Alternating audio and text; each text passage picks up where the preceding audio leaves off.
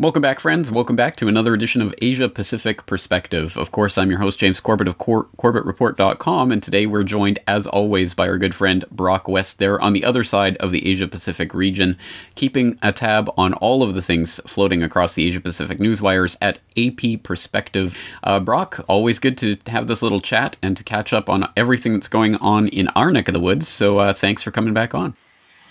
James, absolutely a pleasure. It's good to be back again, mate. How you been? Not too bad, not too great, as I'm sure a lot of people can relate to, and especially here in the Asia Pacific. Let's talk about what's happening here. Sure. Well, as always, there's a lot to cover. James, we'll take our first story in our first segment from Russia Today, with the headline reading, Pacific Naval Powers Sign Pact Aimed at Preventing Conflicts. Quote, as US military action increases in the Western Pacific, more than 20 countries became signatories to an agreement on Tuesday that establishes guidelines for communication while hoping to halt military maneuvers in disputed areas.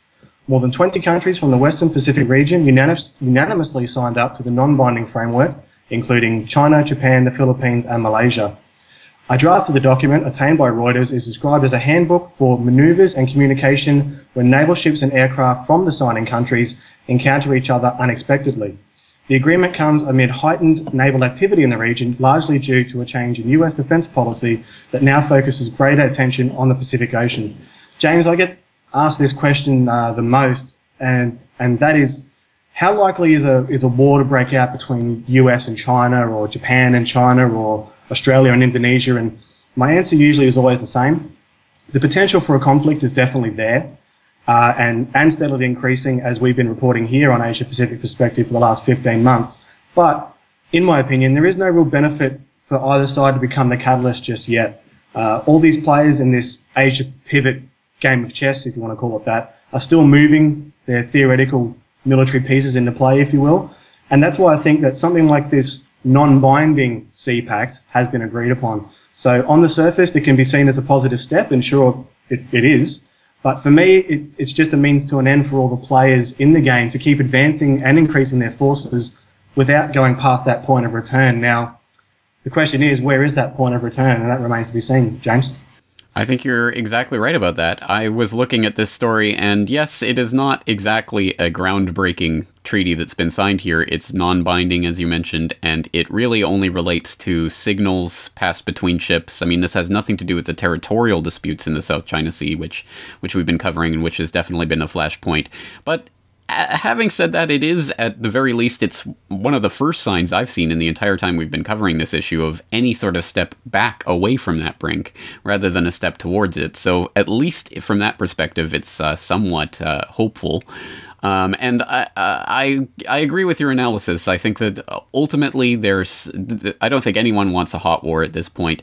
The Chinese wouldn't last 10 seconds in a real hot war at this point, because their military, although it is increasing and is modernizing with the help of US technologies, by the way, but even so, it's still nothing compared to the US forces, and even the US forces that are deployed to the region, let alone US forces in total. So I don't think they want a hot war, and I don't think the US does either, because again, they're getting all sorts of contracts from the increase in tensions, as we're going to get into next. Absolutely. Well, you have segued it perfectly for us. So let's move right into our second segment here, James, with a story that broke earlier in the week. Australia set to order 58 F-35 Lockheed Martin fighter jets. We'll take this one from Reuters. Quote, Australia announced plans on Wednesday to order 58 more F-35 fighter jets built by, of course, Lockheed Martin Corp for 12 billion Australian dollars. Prime Minister Tony Abbott made the announcement of the purchase around midday local time this past Wednesday in the Australian capital. The fifth generation F-35 is the most advanced fighter in production anywhere in the world and will make a vital contribution to our national security. Now, James, after my blinding rage had subsided to this announcement, the two questions I hope that most Australians at least would have had their minds on would be, one, what the hell do we need 58 new fighter jets for? And two, how the hell does the government expect to pay for these wonderful high-tech killing machines? Well, have no fear, my fellow Aussies, because our fearless Miss Leader, Tony Abbott, has your answers, and we'll take his response from 9msn.com with the headline reading, $12 billion worth of jets are for the unexpected because you never know what's around the corner. Quote, you just don't know when you might need a powerful defence capability, he told reporters in Canberra. To use the words of the US Pentagon official in charge of their development, the F-35 is built on the premise that it will see first, shoot first, and kill first. Mr. Abbott defended the government's decision by citing the unexpected need in 1990 to send a substantial military force to East Timor and Australia's contribution to the illegal invasions of Iraq and Afghanistan. Because, he continues on, because the world remained in a difficult and often dangerous place, sensible countries had to have strong, capable military forces of dealing with foreseeable and unforeseeable contingencies. In any event, successive federal governments have been squirreling away funds for this program. While Mr. Abbott hailed bipartisan political support for the program, unsurprisingly, not everyone in Australia or his government is impressed. So, James, there are never any funds to maintain the roads or improve our ailing health and education system, but there's always money for the good people of Lockheed Martin, Boeing, Northrop Grumman, ASIO, NSA, etc., etc. So, James, with that said, let me ask you, what is around the corner that Mr. Abbott's so worried about? I would say the boogeyman, and exactly. I mean, what do they need specifically with an F-35, a stealth fighter jet technology? It's almost as if they're not fighting the war on terror anymore. It's almost like they're going back to some sort of Cold War era where they're envisioning these fighter jet sort of war. Oh, wait, that's right. We are back to that.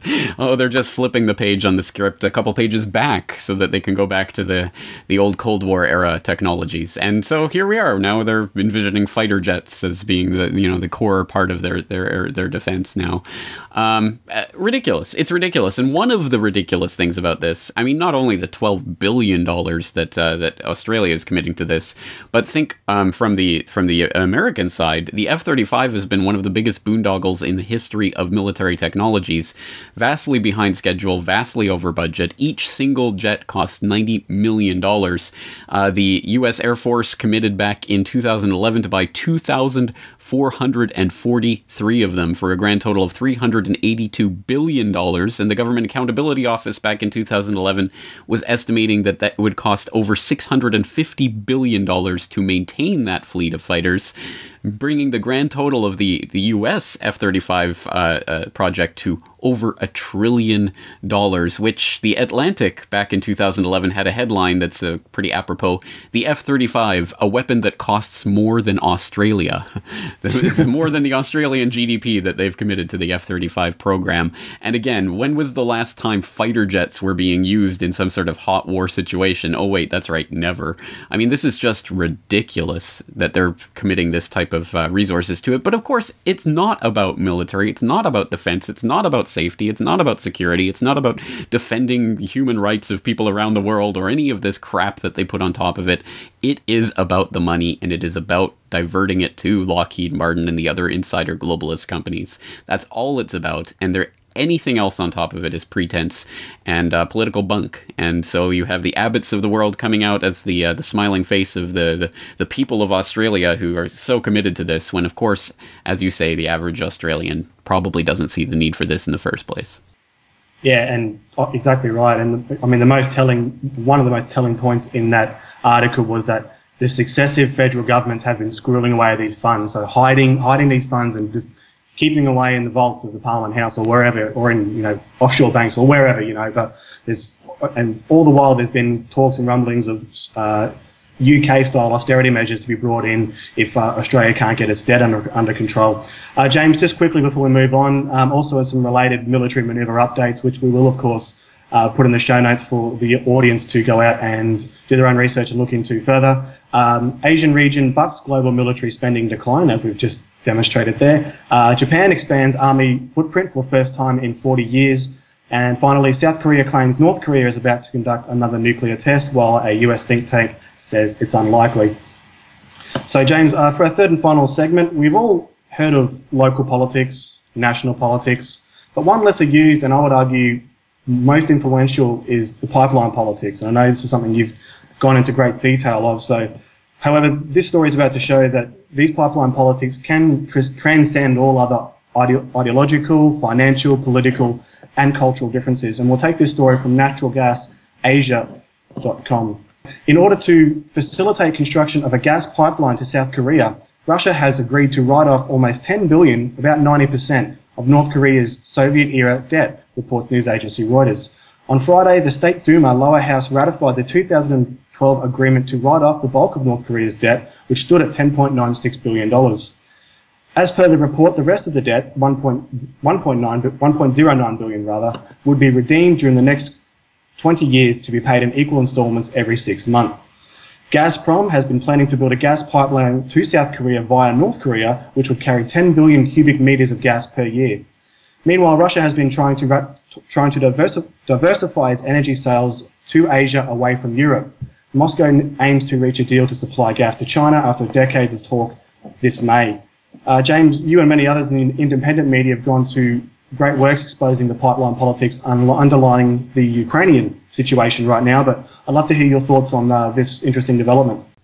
Well, this doesn't surprise me in the least. This is, in fact, something that I was explicitly writing about in the last edition of my subscriber newsletter, where I was talking about how the Ukrainian situation is creating the exact, I guess, necessity for Russia to start diversifying its client pool for its natural gas, and they are absolutely 100%. There's no doubt about it. They're turning to Asia as part of that plan. And again, it was no coincidence that literally as Putin was signing the Crimean annexation, one of his top lieutenants was in Tokyo on a tour of East Asia, drumming up business for Russian gas contracts.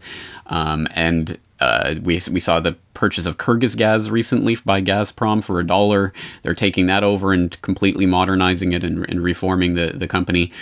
We've seen the talk about the Holy Grail gas deal between China and Russia, which, if it happens, is going to be an exceptionally important geopolitical event. The largest gas exporter in the world and the largest gas importer in the world finally signing an agreement and finally putting a pipeline in place. If that agreement is signed, is going to be huge. And here we have another example of this at play. $10 billion in debt? Fine. Who cares? It's gone. Just as long as we can get that pipeline through your country. This is the type of thing that happens with these pipeline politics. And this really, I mean, the pipelines are I think the perfect symbol of these types of relations that are created in the resource wars, because these are literally hardwired into place. They're connections between countries that become part of the infrastructure of the globe that forms the geopolitics that follows. So once you have pipelines between countries, they're more wedded at the hip than they are through any kind of political agreements or treaties or that type of thing, which can be broken, at the flip of a switch. Pipelines are really hardwiring relations into place. So it's exceptionally important what's happening now, and there's absolutely no doubt Russia is turning to Asia for its gas exports. So it's going to become even that much more important on the sort of global geopolitical field in the coming years. And this is just another reason why I think APP is going to be, the Asia Pacific Perspective is going to be an important blog for keeping track of this as this continues to develop. I hope so, James. I think you're right there. And just related to that, I saw also a week ago, I think it was, an article coming from The Diplomat asking the question, is an Asian NATO possible? So we'll definitely put that in the show notes as well, because that's definitely going to be an interesting development if that starts to, if the wick starts to get turned up on that, so to speak. So just quickly before we finish today, James, I understand you are in Tokyo for the last few days doing some reporting for GRT, but I think it's time you come clean with us all and tell the truth. You were there hiding in the bushes somewhere in central Tokyo, hoping to get a glimpse of your idol and your hero, Justin Bieber, weren't you? You found me out, yes. Not only Justin Bieber, but also Barack Obama. But yes, Justin Bieber was in town, and guess what he was visiting? The Yasukuni Shrine. And for anyone who doesn't know what the Yasukuni Shrine is, basically this is the touchstone of sort of Japanese politics in relation to its Asian neighbors, where the spirits of 14 Class A war criminals from World War II are housed, and which is a political touchstone issue because prime ministers here have the tendency, or high-ranking political officials go to pay their respects to these spirits housed in this shrine, and it causes a huge political furor every single time anyone does a visit here. And so Justin Bieber, apparently in his stop in Tokyo, decided to go to Yasukuni Shrine. It's just, it's so ridiculous. It's such a ridiculous story. He obviously has zero clue about what this means or the importance of it, but of course, China and South Korea and the other Asian neighbors here kicked up a fuss about it, so he's already had to come out and apologize about it. Just a silly story, but just goes to show what you can put your foot into when you have no idea about the culture you're visiting. Absolutely, it was kind of interesting to see. I'm just reading that one document that you sent, the article you sent me from the Independent, where some of his most loyal fans were requesting that he be banned from South Korea and banned from performing concerts all throughout Asia. I mean, that's really how hot of a topic the Yasukuni Shrine is at the moment. But James, we're going to have to leave it there for today. As always, three important stories. Once again, thanks for having me on. Cheers. I'm looking forward to next time. Thanks very much for being here this morning to take care of a very significant mission for this installation. You're a part of a clearing operation today. You're going to use your eyes and ears to clear an area that's the size of about 1,200 acres out in the new lands to actually allow that new land area to become part of Camp Humphreys.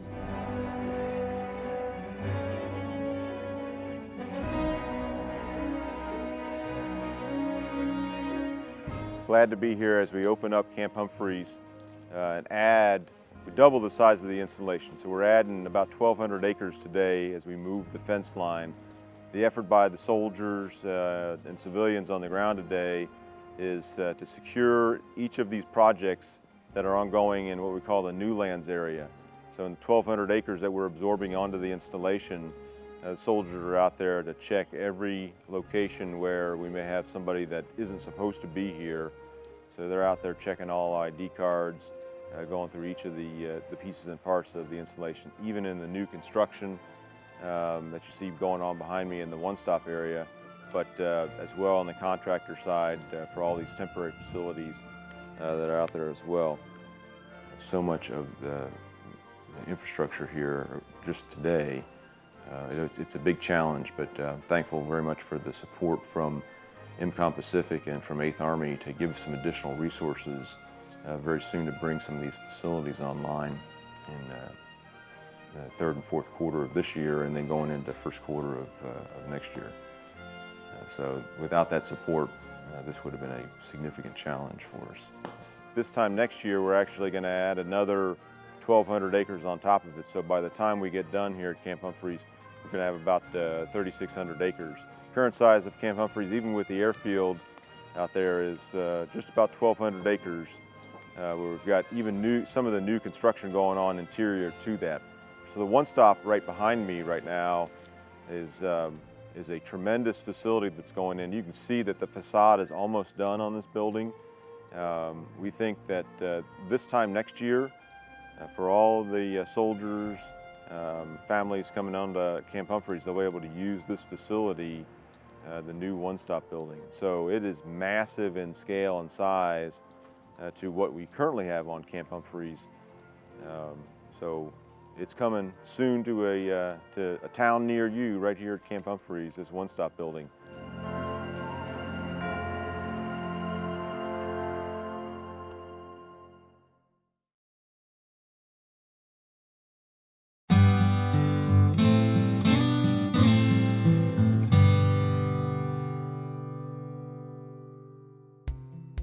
Sinimula ng Philippine Embassy yung Financial Education Campaign noong 2008. Marami na rin kasing ganitong programa sa Pilipinas, halimbawa yung mga programa ng OWA at saka ng BSP.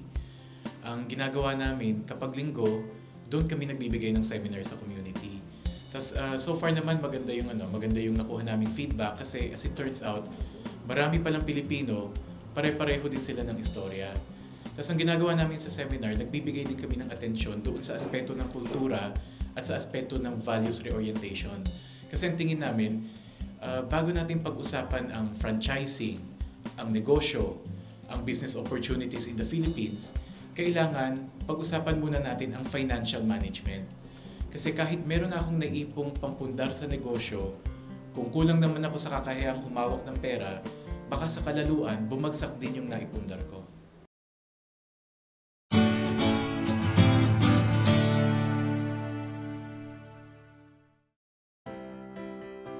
Mahigit 8 milyong Pilipino ngayon ang nasa abroad. Malaki ang tulong na binibigay nila sa Pilipinas dahil sa remittances at sa bansang kanilang tinutuluyan dahil sa talino, sipag at galing nila sa anumang pinasok na industriya. Sa Korea, nasa 50,000 na ang Pilipino. Mayroon na nga ditong kinikilalang Filipino market dahil dinadayo ng Pilipino ang Tagalog na misa sa bayan ng Hewa linggo-linggo. Pero bakit nga ba nag-a-abroad ang Pilipino? Ayon sa OWA, ang karaniwang pangarap ng OFW ay magkaroon ng sariling bahay, mapagtapos ng pag-aaral ang anak, at magkaroon ng sariling negosyo. Pero ayon sa isang pag-aaral ng ADB, mababa ang savings rate ng Pilipino. Magtagal man sila sa ibang bansa ng 2 o 20 taon, nahihirapan ang isang OFW family na makaipon. Pag ang isang Pilipino ay nakapagtrabaho dito, lalo na dito sa Korea, medyo malaki yung sweldo nila. Kahit na naka-6 na taon na sila at tapos na yung visa nila dito, dapat uuwi na sila sa atin, wala po silang naiipon. Marami daw pong sinusustentuhan sa atin. Halimbawa, mayroon akong isang kaibigan doon sa center, sa Gasan. Binata siya. Sabi niya, "Sister, alam mo ba, kahit na binata ako, parang 3 pamilya ang sinusustentuhan ko doon sa atin. Kasi tinutulungan ko rin po kanya ang mga kapatid ko, tsaka yung mga pamangkin ko sa kanilang pag-aaral. Kaya kahit po binata ako, wala akong naiipon." Isa sa mga lumalabas na dahilan ay dahil kapag may isa nang nakapag-abroad, ang naiwang pamilya sa Pilipinas ay umaasa na lamang sa padala. Sa ilang pagkakataon, hindi rin sila nagiging productive. May nabubuo ngayon na temporary middle class. Habang may isang nasa abroad, umaangat ang estado sa buhay ng naiwang pamilya. Pero kapag umuwi ang nasa abroad, bumabagsak ito at napipilitan ng pamilya na ibenta ang naipundar. Maraming dahilan kung bakit umuuwi ang Pilipino mula sa South Korea. Ang EPS contract ay 5 taon, kaya ang factory worker ay napipilitang umuwi na pagkatapos ng kontrata. Meron naman ding family emergency. Pag naubos naman ang naipundar ng OFW sa atin, nagnanais uli siyang bumiyahe at bumalik sa Korea. Ngunit sa panahong ito, ang gagawin niya ay gagamit siya ng assumed name. Huwag kang mag-alala. Babalik din ako kagad. Oh, Nay, huwag na kayo umiyak. Yung sinala natin jeep, papalit ako ng bago, 10 pa. San? Alis na ako. Tulingan ka pa na. Last call for passengers going to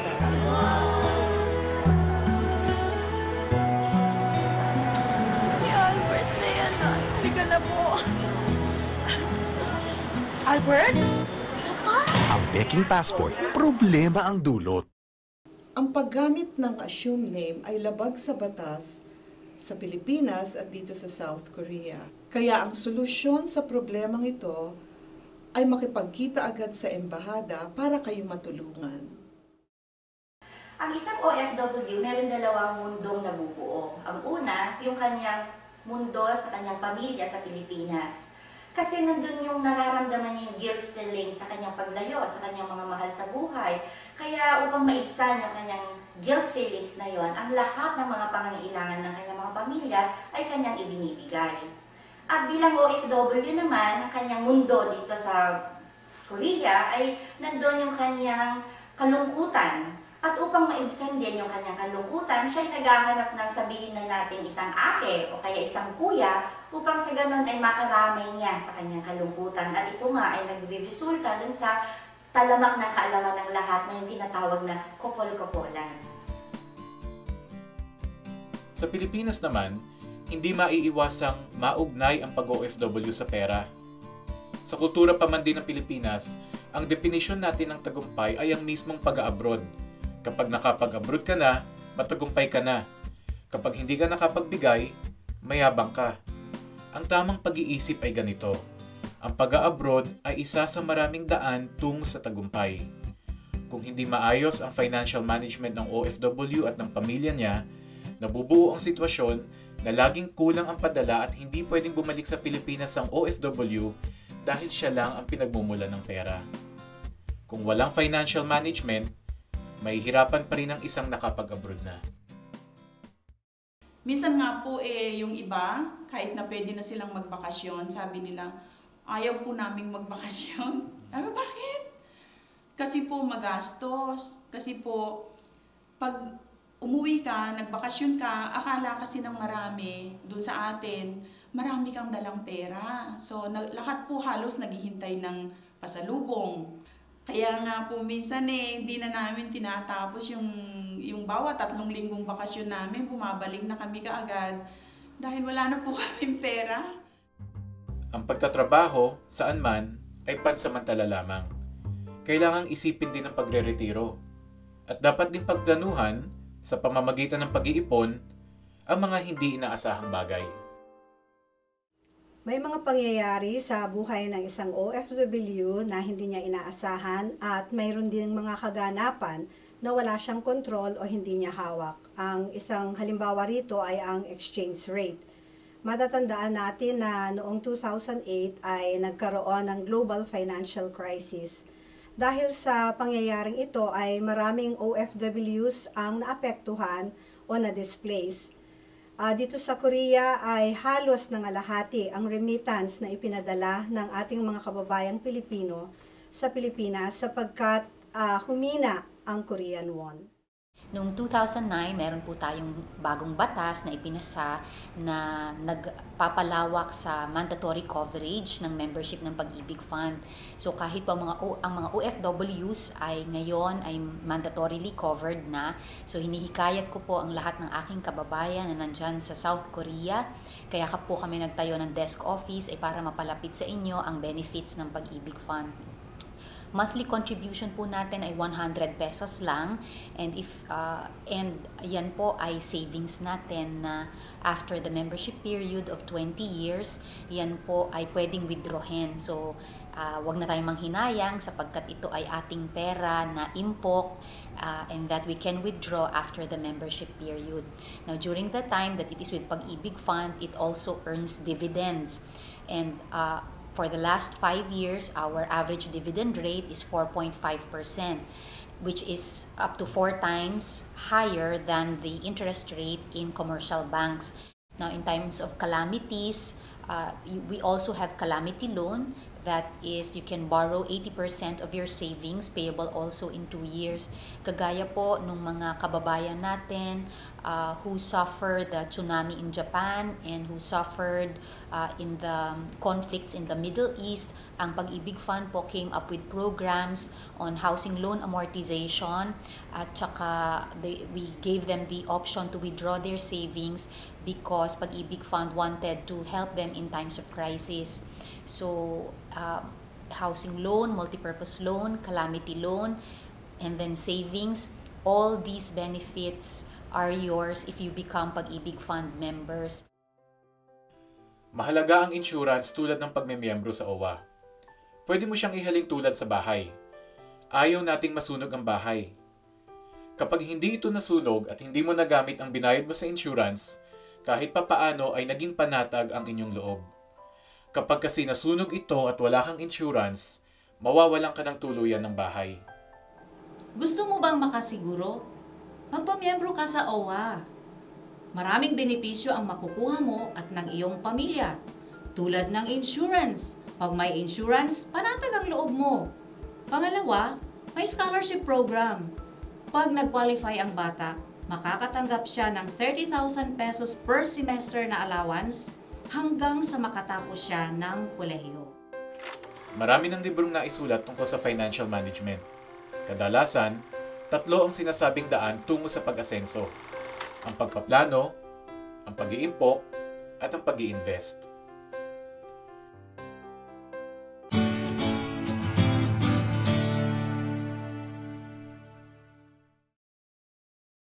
Pwedeng sabihin na pagpaplano ang pinakamahirap sa 3 daan. Dapat kasi ay malinaw na ang gusto ng OFW at ng pamilya niya bago pa man sumakay sa eroplano ang OFW. Kapag pera na ang usapan, kadalasan ay pinagmumulan kasi ng away. Kasi umabot na ng 1 year. Uuwi ngayon yung OFW for a vacation. Siyempre, doon sa bago umalis yun, pinag-usapan nila, itong ipadadala ko sa iyo para ipagawa natin, unahin muna natin yung bahay. Kasi maliit yung bahay. Nang pauwi na yung OFW, ang na-discover niya, wala palang naipon, wala ding napagawang bahay o walang na-repair. Dahil naman maikli yung kanyang bakasyon, ayaw niya ngayong i-open na yung topic sa asawa niya. Ganun din naman yung kanyang asawa na ayaw din i-open yung topic at ayaw din namang masira ang bakasyon ng kanyang asawa. Dahil po sa dami ng yung demands nila, hindi pa sila sumusweldo, ay tumatawag na naman sa Pilipinas, kailangan nila ng ganitong halaga. So ang worker, napipilitan yung sinasabi nila dito, favorite term nila, kabul. Ang ibig sabihin ng kabul, yung advance salary. Kaya kung marami na silang nakabul o marami na silang na-advance sa araw ng sweldo, minsan konting-konti na lang yung natitira. Eh di saan sila pupunta ngayon? Mangungutang sila. Ngayon pag umutang ka naman sa labas, sa ibang mga nagpapautang, may interest po. Malaki yung interest. Ang isa sa mga nakakalungkot na bagay, pag nangutang sila sa ganito, ginagamit pong collateral minsan ang passport nila.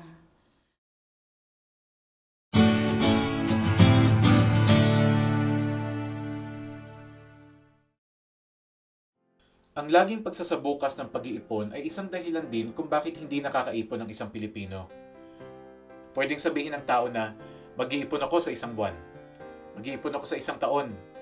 Mag-iipon ako kapag nakapagpatapos na ako ng pag-aaral ng anak. Mag-iipon ako kapag nakapagpatayo na ako ng bahay. Mag-iipon ako kapag may matagumpay ng negosyo akong naipundar. Dapat ay sabay. Mag-iipon ako at magpapaaral. Mag-iipon ako at magpapatayo ng bahay. Mag-iipon ako at magpupundar ng negosyo. Magandang unahin muna ang ipon bago ang gastos. Ang formula na income minus savings equals expenses ay isang paraan lamang ng pagsabi na ang lifestyle ng tao ay pwedeng magbago depende sa hawak niyang pera.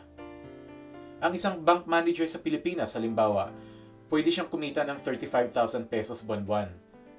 Pero ang isang EPS worker sa Korea, pwedeng kumita ng 40,000 hanggang 50,000 pesos buwan-buwan. Pero bakit parang lagi pa rin itong kulang? Kung ang sweldo ng isang tao ay 150,000 pesos buwan-buwan, pwedeng lagi pa rin itong kulang kung hirap tayo sa pag-ipon o, sa madaling sabi, mas mataas ang lifestyle ng tao sa talagang kaya niyang gastusin. Marami dun sa sinasabi naming idea doon sa mga seminar, nanggagaling din mismo doon sa community. Halimbawa, ang sabi ng isa, gumagamit siya ng internet para mabawasan yung problema sa communication gap. Ang ginagawa niya, kumakain siya dito sa Korea, dito siya naghahapunan, bukas yung webcam. Tapos yung pamilya niya sa Pilipinas, kumakain, naghahapunan din, bukas din ang webcam. So kahit magkahiwalay sila, sabay silang naghahapunan. Ang sabi naman ng isa, bakit siya magpapatayo ng malaking bahay kung pwede naman siyang magpatayo ng dalawang maliit tapos pauupahan niya yung isa. Ang mangyayari ngayon, yung kita niya mula sa upa ang gagamitin niya panusto sa gastos ng bahay na tinitira naman ng pamilya niya. Sa ganung paraan, yung remittance na pinapadala niya pwedeng mapunta sa ibang bagay.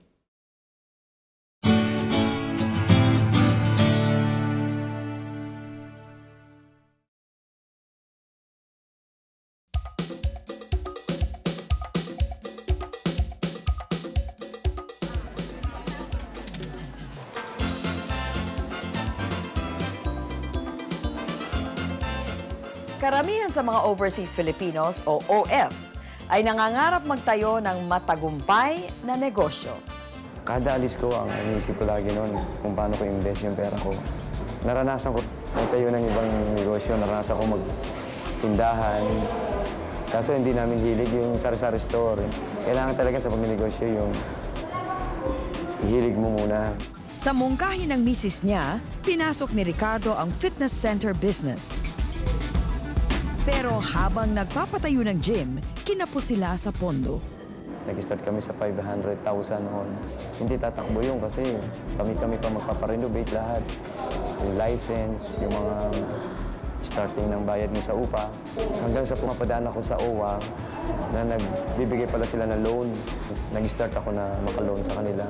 Yung dinagdag ko sa para malalong mapaganda.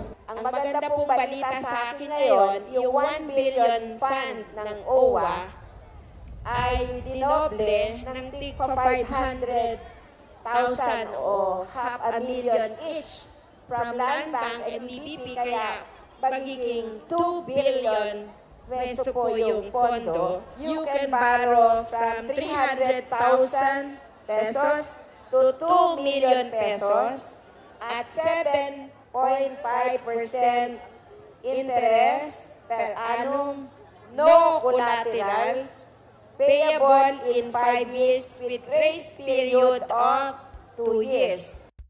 Ang pagnenegosyo ay isang paraan ng pag-invest sa naipong pera. May iba pang paraan: time deposit, stocks, bonds, mutual funds, real estate at iba pa. Kung inyo pong savings ay ilalagay niyo po sa bank deposits, sa Pilipinas po hanggang 500,000 pesos covered po ito ng Philippine Deposit Insurance Corporation. Ang ibig pong sabihin nito ay pag nagsara ang bangko, kung anumang rason, ay mababalik po ang inyong savings hanggang halaga po ng kalahating milyon piso. Pero ang kapalit naman po itong proteksyon ay mababa po ang rate of return ng bank savings. Maaari po kayong pumili ng katulad po ng investment sa securities o kaya pagpatayo ng negosyo.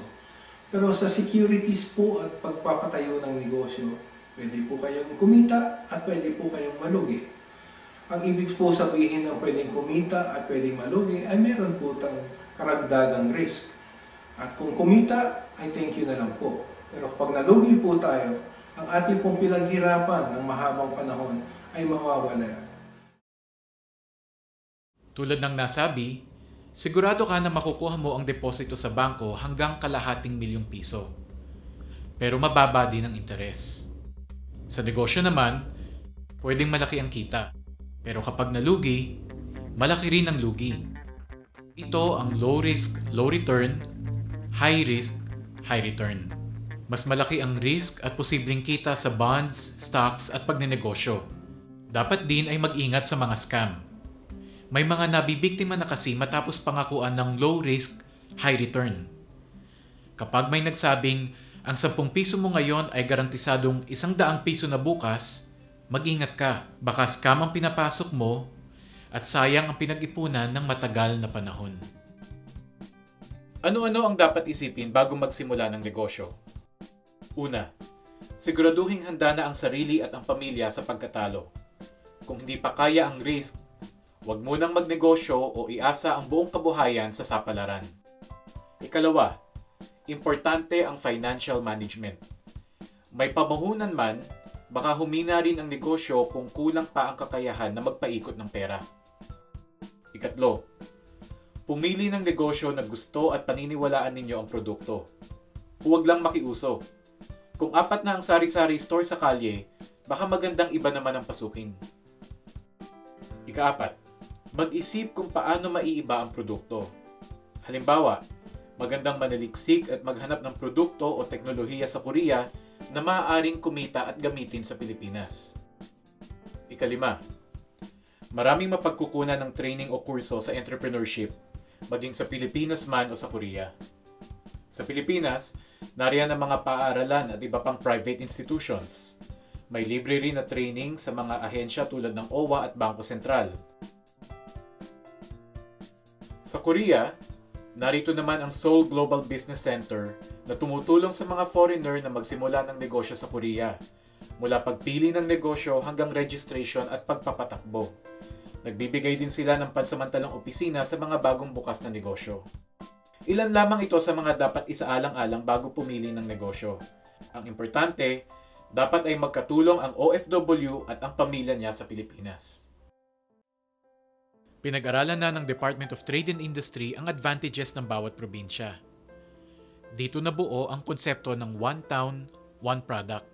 Ang albay, halimbawa, ay sikat sa mga gamit na gawa sa abaka. Pwede mong tingnan ang mga naitayo ng programa sa probinsya mo, baka sakaling nababagay ito sa hilig at lakas mo. Kaya bakit hindi nakakaipon ng Pilipino? Ilan sa lumalabas na dahilan ay ang pag-asa ng pinapadalan sa remittance lamang. Ang kakulangan sa pagpaplano at sa pagsunod sa plano. Luho at bisyo. Pagsasabukas ng pag-iipon.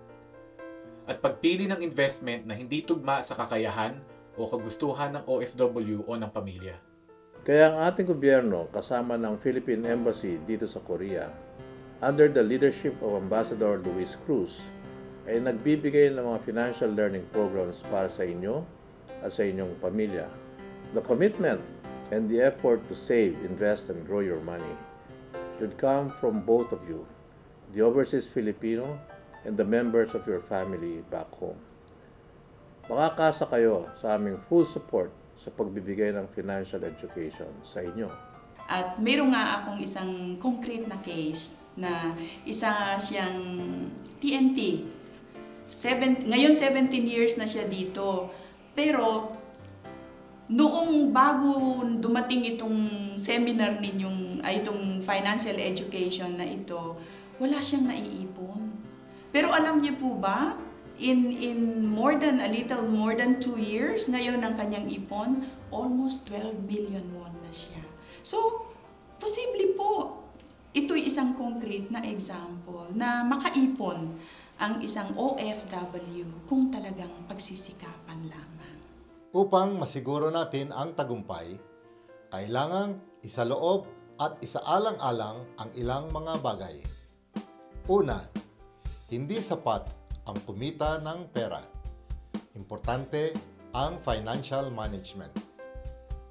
Ikalawa, kasama dapat ang pamilyang naiwan sa Pilipinas sa pagsasagawa ng financial management.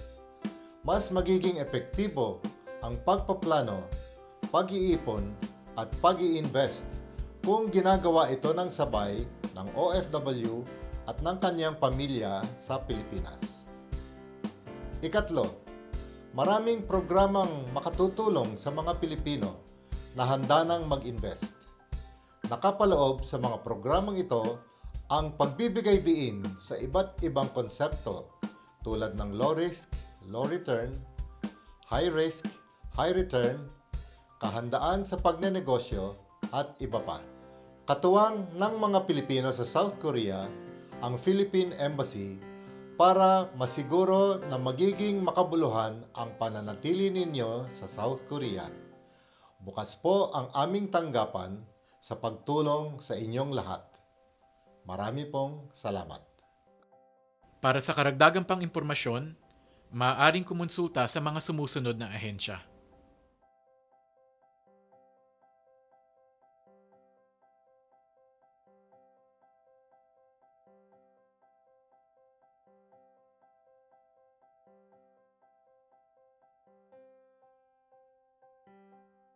Sa pagpanood ng video na ito, sinimulan mo na ang proseso tungo sa financial management.